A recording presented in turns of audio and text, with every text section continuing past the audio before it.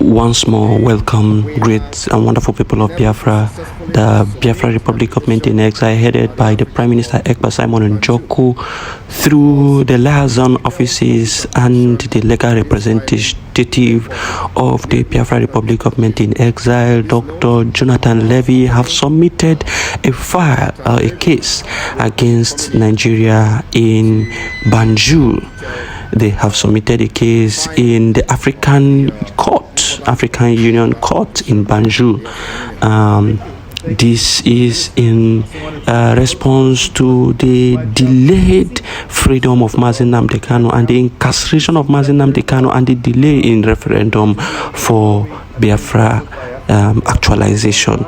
Let us listen to the Prime Minister and Dr. Jonathan Levy, who serves as the legal representative of the Biafra Republic Government in Exile. Let's listen. Nigeria. Today, we have been able to successfully submit the application at the African Court in Banjul.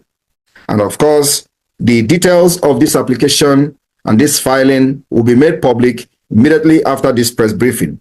And on this note, our attorney, Dr. Jonathan Levy, will be coming in after me to give more detailed amplifying the importance of this particular application at the African Union. Thank you, and thank you, Mr. Prime Minister. I also want to thank the spokesperson for making my job very easy, because we all know the background, and she summed it up very well. For those of you who don't know me, I've been involved with Biafra for a long time. I've filed in the past many of these human rights complaints that seem to go nowhere. And my position has always been, when there is a united government of Biafra, such as there is now, we will start to see some results. So now we move forward with a filing with the African Commission, but not on our hands and knees. We don't come forward as a supplicant begging them. We come forward as the government of Biafra. And the name of the communication, the filing that's been made with the African Commission is Biafra versus Nigeria. Not Masab, not some other organization, but the government of Biafra. So that is what's been filed. And thanks to the organization of the government, we had a person in Banjul who was able to negotiate the filing over the counter with the commission. So we have a file stamp on there. And now the Nigerians have to answer. The Nigerian government has to answer, but not to an organization, not to a person, but they have to answer to Biafra. And here, I'll show you. Let's see if I can just share the screen here. Bear with me. Here we go. So if you can see this, it says, before the African Commission on Human and People's Rights, Biafra versus Nigeria. This is it. We come as equals, filing our complaint, and you can see, there it is.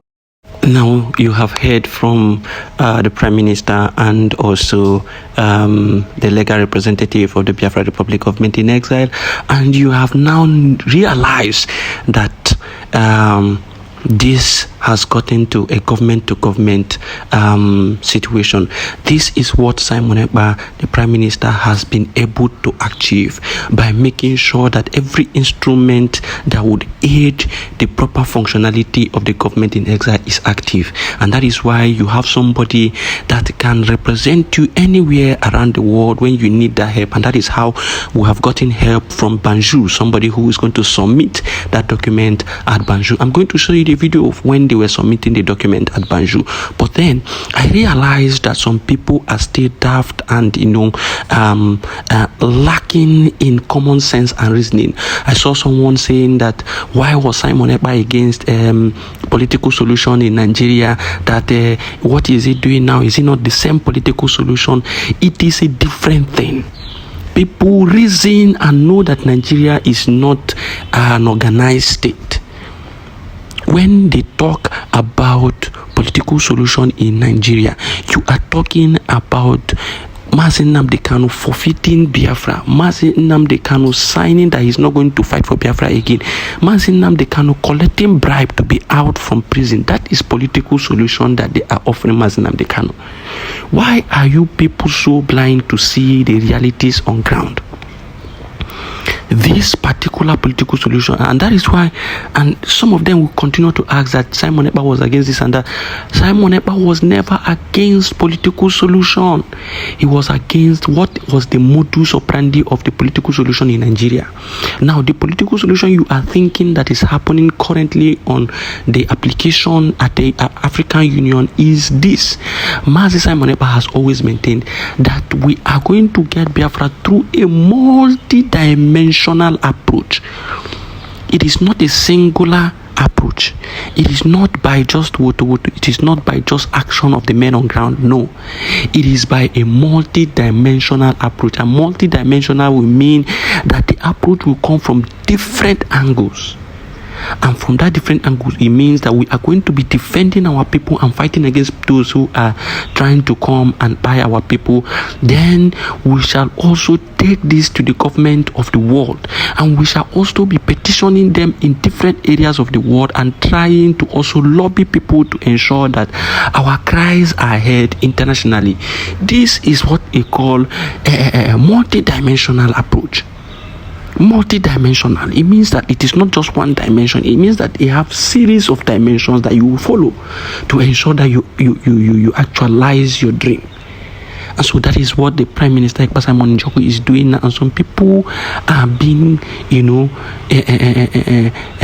would I call it, deceived, or try to be cajoled and use this for propaganda, claiming that Simon Ekpa was against political solution and now he is trying to do something that looks like a political solution. But the political solution of Nigeria, we know that it is political solution of politicians. We know that the political solution that these politicians are presenting to Mazi Nnamdi Kanu is that he will stop anything concerning Biafra. He will stop anything and everything concerning Biafra, and he is going to disarm the Eastern Security Network. That is the political solution that they are talking about, which is impossible. You need to defend yourself. You need to stand by what you believe in. Mandela once said that any man who changes his stand or belief depending on who he is dealing with, that man is not fit to rule a nation. That is what you need to understand. And Mazi Nnamdi Kanu must maintain his position and maintain his belief and not go against his belief. And that is why the political solution of Nigeria is not possible. It can't be possible. I don't know why people cannot see this. It cannot be possible. Now let us listen and see the video of how they presented the document to the African Union. This is more like a complaint. Communication. Yes, communication.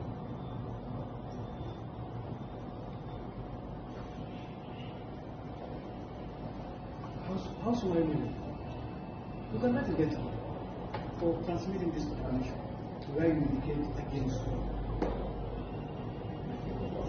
complainant against the state of Nigeria or whatever it is. You let it complaint against. Okay, so okay, just give me a few minutes maybe before you close Or the email, when read the email. Okay. I will send you the letter. Yeah, do the email. To the, Okay. Not one is to communicate as to what you are taking before the commission. We elect. With this one.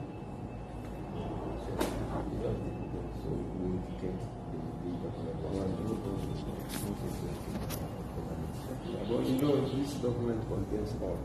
Because I No, just even though, even by looking at it like this, it becomes difficult for someone to understand what the letter is. Unless you look at the letter, it tells you. It's like a covenant.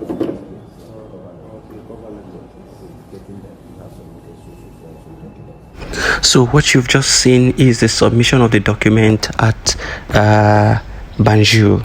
Let the game begin.